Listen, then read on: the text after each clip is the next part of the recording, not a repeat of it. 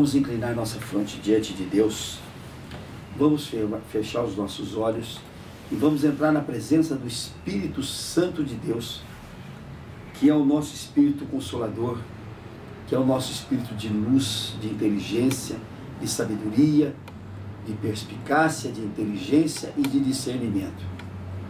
Coloquemo-nos diante do nosso Espírito Santo de Deus, para abrirmos o nosso coração e pedir que Ele venha fazer morada dentro de nós. A Escritura diz que o Espírito Santo mora dentro de nós, que nós somos santuários do Espírito Santo.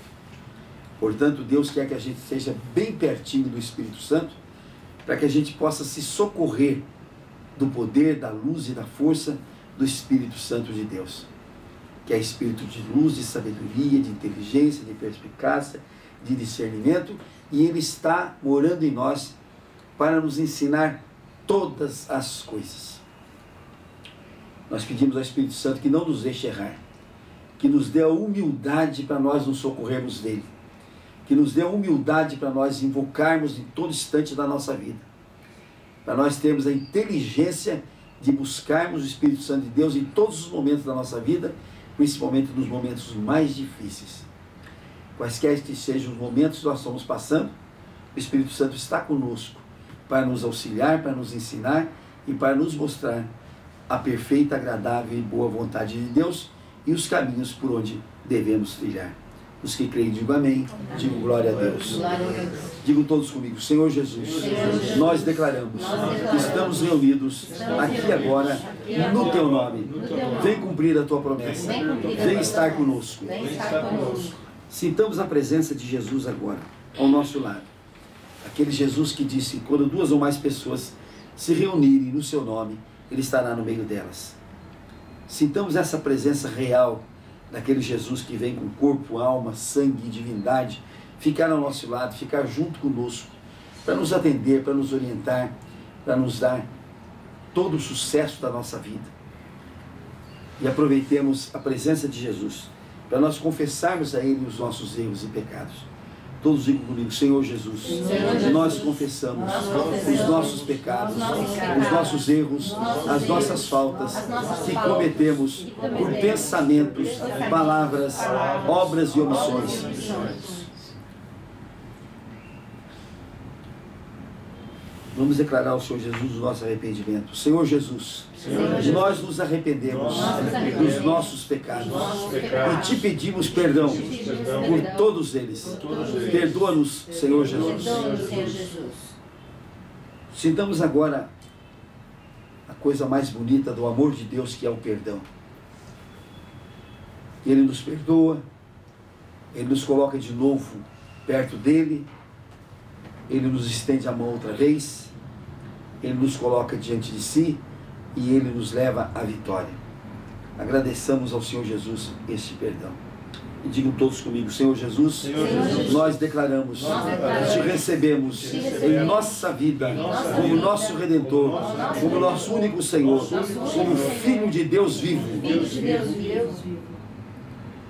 Nesse momento, segundo a Escritura Sagrada, nós nos tornamos filhos de Deus também. É a posição melhor que nós podemos ter, que é a posição de filhos de Deus. Portanto, herdeiros do Pai. Portanto, herdeiros da promessa de Deus que está no livro da Bíblia. Os que creem, digam glória a Deus. Glória a Deus. Amém. Amém. Vamos meditar aqui hoje sobre um capítulo da Bíblia que está no livro de Efésios, no capítulo 2, no versículo 11. Vamos explicar o que é esse livro de Efésios. Éfeso era uma cidade do Oriente, era uma cidade da Grécia Antiga. E lá, o Paulo passou por lá e fundou uma igreja. E essa igreja fundada por Paulo teve assistência de Paulo, a ponto dele escrever uma carta muito importante para aqueles que estavam nesta igreja. É importante lembrar que nenhuma das igrejas fundadas por Paulo ainda existe. Elas se acabaram todas e foram tomadas pelos bárbaros, foram tomadas pelos gentios, foram tomadas por quem não era cristão. Mas ele deixa, nessa carta aos Efésios, ele deixa um ensinamento extraordinário, que é muito importante para nós estudarmos. Antes de ler esse pedacinho aqui, eu vou lembrar para vocês um diálogo que eu tive com um cliente nosso aqui, judeu, 2 clientes judeus. Eu os cumprimentei e disse para eles assim: agora eu quero dizer para vocês que eu também sou judeu. Já não diga, o senhor se circuncidou? Eu digo, eu não me circuncidei não, mas eu me considero judeu, porque a circuncisão é própria dos judeus. Mas vamos explicar aqui o que Paulo diz a respeito da circuncisão. Então ele diz assim: portanto lembrai-vos de que outrora vós gentios na carne, ou seja, não eram judeus, eram povos que não eram judeus, e não eram judeus porque não tinham marcado na carne a circuncisão, o espírito judaico, chamados incircuncisão por aqueles que se circuncidam na carne por mãos humanas. Então o que Paulo diz aqui? Paulo diz que o judeu fazia uma diferença daquele que era judeu e que era circuncidado por mãos humanas na carne, e os outros, por não serem circuncidados, eles chamavam de gentios. Tudo na carne, tudo no corpo. E é esta a função que Deus não quer.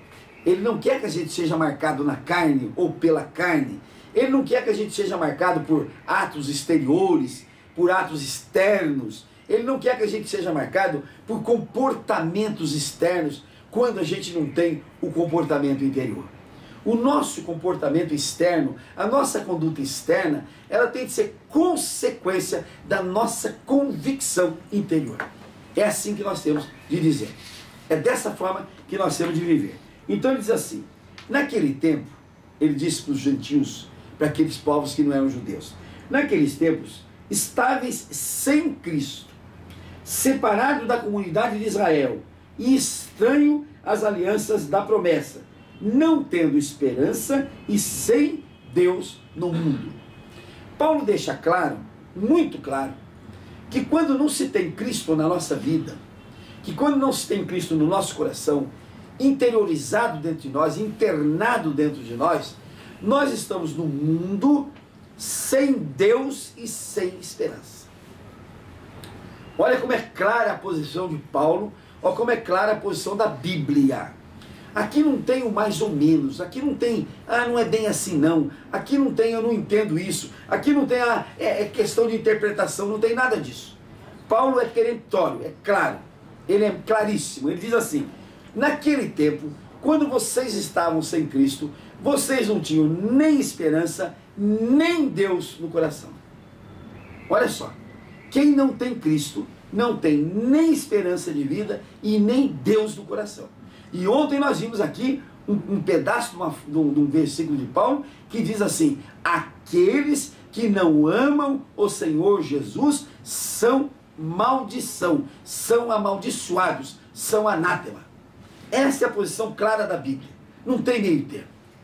Então não adianta eu dizer assim: eu não sou de Cristo, mas eu sou filho de Maria, eu sou congregado mariano, eu sou da ordem dos franciscanos, eu sou da entidade de Nossa Senhora de Fátima, eu sou filho não sei de quem. Nada disso funciona, nada disso funciona. Ou é Cristo ou é do diabo, ou é Cristo ou não tem a vida, ou não tem a vida eterna. É muito clara a posição bíblica. É duro a gente acreditar nisso, é duro a gente engolir isso, porque diz que a Bíblia é loucura para aqueles que não estão na palavra de Deus. É loucura, é escândalo. Quando eu falo isso na televisão, quando eu falo isso, vem um monte de gente ligar para mim: mas o senhor está doido? Então o senhor acredita que é só por Cristo que se chega a Deus? Não sou eu que digo isso, é a Escritura Sagrada que diz. É a Escritura Sagrada que diz. Então, se é loucura, está escrito na Escritura Sagrada, que aquilo que a gente afirma da Escritura Sagrada é loucura para os que não creem, é escândalo para os que não creem, mas é poder de Deus e sabedoria de Deus para os que creem. Então nós temos de ficar entre aqueles que acreditam que é escândalo, então fica sem Cristo, ou aqueles que acreditam que isso é o poder de Deus e a sabedoria de Deus na nossa vida. E continua Paulo. Mas agora, em Cristo Jesus, vós que antes estáveis longe, fostes aproximados pelo sangue de Cristo. Antes estavam longe de Deus, agora foram aproximados pelo sangue de Cristo. Porque Cristo é a nossa paz. É a nossa paz, na qual de ambos os povos, fez um. Quer dizer, o que Cristo fez? Ele pegou os gentios e pegou os judeus, e desses dois povos, através do seu sangue, através da sua morte, através da sua presença no mundo, ele fez um povo só, que é o povo de Deus. Então nós temos o povo judeu aqui, temos os povos que não são judeus aqui, mas Cristo aqui, pela sua morte, pelo derramamento do seu sangue, ele fez desses dois povos, ele fez um só povo, o povo de Deus. Então quem quiser deixar de ser gentil através de Cristo, chega no povo de Deus. Quem quiser deixar de ser judeu só pela circuncisão externa e assumir a paternidade através de Cristo, ele vai ser o povo de Deus. E continua aqui. Aboliu na sua carne, Cristo aboliu na sua carne, a lei dos mandamentos na forma de ordenanças. Então Cristo, ele aboliu a circuncisão. Ele aboliu a circuncisão que até hoje os judeus têm. O menino judeu hoje é circuncidado. Logo que nasce já é circuncidado. E Deus aboliu essa lei. Jesus aboliu essa lei. Jesus diz o quê? Para vocês serem salvos, para vocês se tornarem o povo de Deus, vocês não precisam mais da circuncisão. Vocês não precisam mais de nenhum ato externo. De nenhum ato externo. Basta que vocês recebam Cristo no coração, que vocês já se tornam povo de Deus. Isso é um alerta que eu faço, porque hoje, nas igrejas evangélicas, está havendo um costume diabólico, eu vou dizer desta forma, um costume diabólico de se colocar atos exteriores como se fossem atos espirituais do Espírito Santo de Deus. Ontem um pastor amigo meu, de noite, me ligou, e ele disse para mim assim: pastor Francisco, eu fui com fulano e Beltrano, mais outros dois pastores, eu fui aí num culto desses de neopentecostais. E nós chegamos lá, convite deles, de repente começou uma balbúrdia lá dentro, uma balbúrdia, nego gritando, nego virando cambota, nego fazendo piruleta, mulher trinando e gritando, gente fazendo aviãozinho, gente plantando bananeira dentro do culto. E um dos pastores que estava comigo, de repente começou a nadar, e saiu assim pro meio do povo, como se estivesse nadando. Eu olhei aquilo e falei, mas que coisa esquisita, um pastor entrar nessa. Depois ele voltou, né, e começou a lutar. E o pastor que estava comigo, diz ele, ficou impressionado com aquilo. Disse, ó, ele está nadando no Espírito Santo. E depois, quando ele voltou, começou a lutar, disse, ele está lutando com Satanás. Gente, vamos entrar na sabedoria do Espírito Santo. Vamos entrar na sabedoria de Deus. Espírito Santo não é nada disso. Espírito Santo não é coreografia. Espírito Santo não é palhaçada. Espírito Santo não é barulho, não é balbúrdia. Então, quando a gente vai conversar com uma pessoa dessa, ele diz assim, mas quando o Espírito Santo veio, os judeus disseram que os apóstolos estavam bêbados. Gente, quando o povo disse que os apóstolos estavam bêbados, eram inimigos dos apóstolos que queriam desmoralizá-los.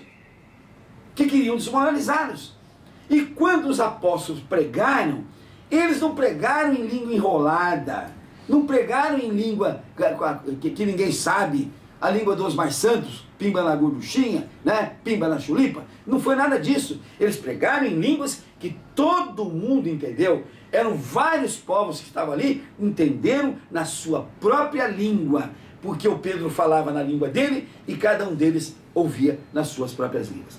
Então, gente, a parte exterior, Deus não quer, Deus abomina, Deus não aprova, Deus não diz que isso é santo, Deus não quer isto. O Espírito Santo, ele vem para nós em forma de sabedoria. O que adianta o sujeito sair nadando, nadando, nadando e dizer que está nadando no Espírito Santo, termina dali, não tem sabedoria, não tem vivência, não tem amor ao próximo, não tem nada que o incentive, não tem a fortaleza do Espírito, não tem, só fica na carne, mas nadou no Espírito, nadou no Espírito. Não é muito melhor você recolher num canto e receber o Espírito Santo dentro de si, a sabedoria do Espírito Santo, a força do Espírito Santo dentro de si, interiormente, do que com ato externo de natação? E depois, gente, preste bem atenção. Olha que coisa ridícula. Olha que coisa ridícula. Então eu sou um ex-lutador de boxe, ou ex-lutador de karatê, sei lá o quê. Aí eu me encho tudo daquele negócio de espírito e estou lutando com o diabo. Lutando com o diabo com soco. Garanto uma coisa, ele não acertou nenhum soco na cara do diabo. Eu garanto isso. Ele não acertou nenhum murro na cara do diabo. Quer dizer, fez de palhaçada, ficou olhando de palhaçada, dando murro, dizendo que está dando murro na cara do diabo. E não acertou um soco, tenho certeza disso. Porque o Satanás não é bobo de ficar com o carão dele esperando que receber um soco de alguém. Quer dizer, isso chama-se palhaçada, chama-se coreografia, chama-se coisa externa que Deus não apoia, que Deus não apoia, que Deus não quer, né? Outro dia eu fui chamado por uma pessoa e disse assim: você precisa ir num culto em que o cidadão transforma em ouro as coisas que estão lá, faz dente de ouro, enche de ouro a mão do povo. Eu digo, mas isso é uma boa, gente, isso é uma boa, né? Isso é uma boa. Eu também vou buscar meu ourinho lá, né? Se eu pego 2 punhados de ouro, quanto deve valer isso, né? Vai valer um dinheirão. Quem sabe se eu pago minhas contas tudo com aquele ouro. E eu fui lá, fiquei na parte de trás e vi aquele povão lá. Aquele povão gritando, minha mão está cheia de ouro, minha mão está cheia de ouro. E eu fui olhando, tinha ouro na mão de ninguém. Não tinha ouro na mão de ninguém. Tem uma mão que arregalava a boca e dizia, minha boca está cheia de ouro. Mas como é que essa coitadinha estava vendo a boca dela cheia de ouro? Como é que faz? Ela não tinha espelho, não tinha nada, né? Isso chama-se hipnose coletiva. Isso é hipnose coletiva. Eu fiz muito quando eu era moço, quando eu era jovem. Deixei de fazer porque essa coisa do cão é coisa do demônio, não é coisa de Deus. Fazia isso brincando. Transformava as pessoas, transformava um garotinho de 12, 13 anos numa tábua. E botava a cabeça dele numa cadeira e o pé na outra e mandava o meu amigo ali, com aquele peso todo, sentar em cima e chacoalhar, e o menino resistia. Isso chama-se hipnose coletiva. Isso não é nada de Deus, isso é palhaçada. Isso é coisa do cão, coisa de Satanás. Então, gente, o que Deus quer é o nosso interior, é aquilo que está dentro de nós, é a nossa atitude interna, é a nossa convicção interna, é nós nos debruçarmos diante de Deus e dizer, Senhor, o Senhor está dentro de mim, o Senhor está comigo e eu quero viver contigo toda a minha vida para eu ter a vitória. Isso que Paulo prega aqui. Olha o que ele diz aqui. Continua dizendo assim, edificados sobre o fundamento dos apóstolos e profetas, sendo ele mesmo, Cristo Jesus, a pedra angular sobre a qual, está escrito aqui, sobre a qual todo edifício tem que ser construído, bem ajustado. Então nós somos edifícios que somos construídos em cima da pedra que é Cristo, bem ajustados, bem edificados. Para quê? Olha o que ele diz aqui. Para quê? Para sermos um edifício dedicados ao Senhor, no qual também vós juntamente estáis edificados para a habitação de Deus e do Espírito Santo. Preste atenção o que nós somos. Cristo é a pedra fundamental. Sob esta pedra, sobre os ensinamentos de Cristo, sobre a teoria de Cristo, sobre o ensinamento cristão, nós temos de nos construir como se fôssemos edifícios bem edificados, bem construídos em Cristo Jesus, para sermos o quê? Edifícios onde Deus vai habitar com o Espírito Santo e com Jesus. Esta é a nossa vida, esta é a nossa função. Tudo aquilo que é externo, gente, tudo aquilo que é externo, Deus abomina, Deus não quer. Olha o que ele diz aqui em Romanos. Porque judeu não é o que é apenas exteriormente, nem circuncisão é aquela da carne. Ele diz assim, porém judeu é aquele que é interiormente, e circuncisão é a que é do coração, que é do espírito, não segundo a letra, mas para louvor que procede de Deus. Então, gente, nós não temos de fazer nenhum ato externo Não adianta eu fazer nada externamente. Aliás, as coisas externas, elas são frutos da emoção. Da emoção. Toda vez que eu vou para um culto, e lá eu choro, lá eu me derrubo, lá eu... Tem a gente até que começa a andar que nem cachorro, latindo que nem cachorro, e vem um e bota, e pega a gravata, e eu estou próprio hoje para ir num culto desse, né? Porque alguém pega a minha gravata e vai me tocando como se fosse cachorro. Que é isso, gente? Onde nós estamos? Quando Deus é uma coisa interior, é dentro de nós, não existe circuncisão externa. Eu disse para os meus amigos judeus, falei, olha, vocês têm a circuncisão externa, vocês precisam ter a circuncisão do coração. Essa circuncisão externa não vale de nada. Não vale de nada. Ainda perguntei para ele assim, quando que você fez essa circuncisão? Ah, eu tinha 8 dias de idade. Falei, e o que você sabia? E o que você sabia para se entregar numa circuncisão? Você não sabia de nada. A circuncisão é do coração. Eu abro o meu coração, arranco o meu coração e digo, Senhor, o meu coração é teu. Vem habitar aqui dentro, vem me ensinar, vem me mostrar a vida que o Senhor quer de mim, vem me mostrar o que o Senhor quer que eu faça. Então a circuncisão não é externa, não é no membro viril, a circuncisão é dentro do nosso coração. Aí a gente vai um pouquinho mais para trás e a gente encontra o que está escrito em João 14. Eu nunca posso me esquecer, quando eu tinha aquela igreja dos homens de rua, um dia eu ia passando em frente à câmara, e estava um monte de homens de rua ali. Quando um grupo gritou para mim, ô pastor, João 14, nunca mais esqueci do João 14, né? O livro de João, no capítulo 14, né? E olha o que ele diz aqui, olha que coisa mais linda. Jesus diz, eu sou o caminho, a verdade e a vida. Todo mundo conhece essa frase. Eu sou o caminho, a verdade e a vida. E ele diz aqui, ninguém vem ao Pai senão por mim. Então não tem ninguém que chegue ao Pai se não for por intermédio de Jesus. É só Jesus e mais ninguém que nos leva ao Pai. E quando Nicodemos, ainda em João capítulo 3, quando Nicodemos foi conversar com Jesus e perguntar para Jesus o que é que eu devo fazer para entrar no reino dos céus, Jesus deu a ele uma lição extraordinária, uma lição que nós temos de entender, uma lição que nós temos de colocar na nossa vida. Ele diz assim, ninguém que não nascer de novo vai entrar no reino de Deus. Para entrar no reino de Deus é preciso nascer de novo. Vamos explicar o que é nascer de novo. Nós explicamos que tem o povo judeu, que diz que é o povo de Deus, e tem aquele povo que não é de Deus, que é o gentio. Mas Jesus, através do seu sangue, através da cruz, ele formou um novo povo, que é o povo dele, o povo cristão. Mas para você chegar aqui no povo cristão, no povo de Cristo, você tem que nascer de novo. Você tem que ser outra criatura. Você tem que ser um novo homem, uma nova pessoa. Você tem que modificar-se interiormente. Você tem que transmudar todos os seus pecados, os seus erros. Não é que você não vai pecar mais, não, porque o pecado é inerente à natureza humana, mas você vai reconhecer o pecado e vai imediatamente se debruçar diante de Deus e pedir perdão por isso. Não é que você vai ficar aquele chamado santinho de paoco, que você vai sair gritando para a rua. Nada disso precisa. Você só se une a Cristo, nasce de novo no seu coração, diz, agora eu sou um novo homem, agora eu sou uma nova criatura, agora a minha vida é outra, e você vai viver pela fé em Cristo, que é esta maneira que Cristo quer que a gente viva. Se nós formos no livro de Hebreus, no capítulo 9, está escrito lá, o meu justo viverá pela fé. Você diz, mas essa frase todo mundo diz, essa frase todo mundo fala, mas nós temos de falar esse versículo com convicção. Como é que eu tenho de viver pela fé? No momento em que eu entregar a minha vida inteira a Cristo, abrir o olho, entrega a vida para Ele. Senhor, eu entrego o meu dia hoje nas Tuas mãos.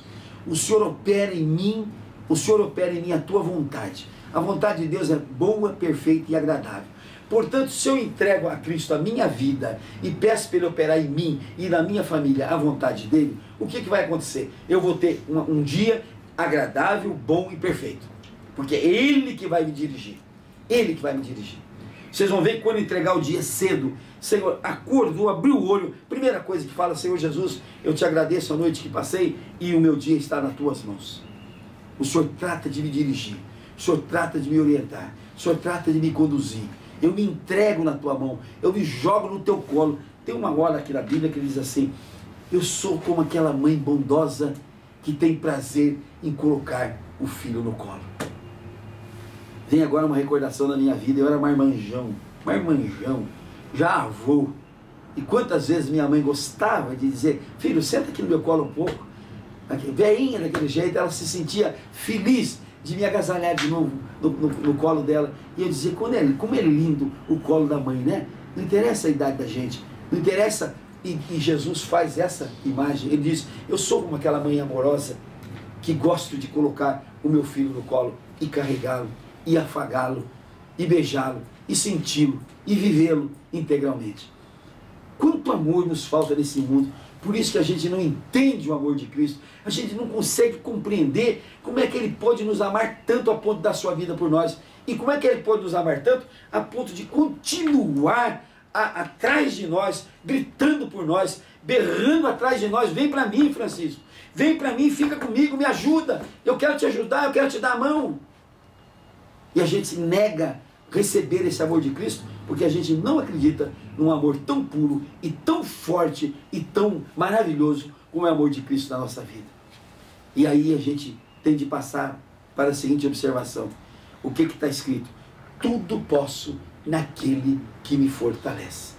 Tudo posso naquele Jesus que me quer, que me ama e quer fazer de mim um filho amado dele, com todas as graças do Pai, com todas as riquezas do Pai.